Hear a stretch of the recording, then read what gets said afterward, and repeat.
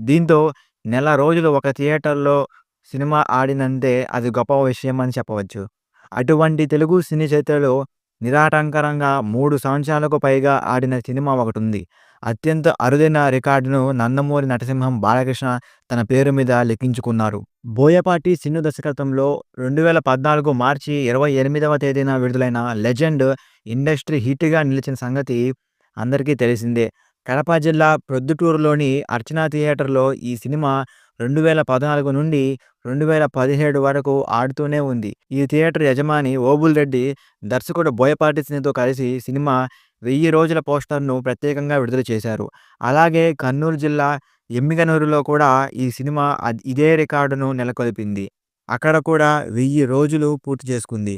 ఎమ్మిగనూరు అంటే బాలకృష్ణ సినిమాలకు పెట్టింది పేరు. సినిమా ఫ్లాప్ అయినా అక్కడ 100 రోజులు ఆడుతుంది. అటువంటి క్రేజ్‌ను రాయలసీమలో బాలయ్య సొంతం చేసుకున్నారు.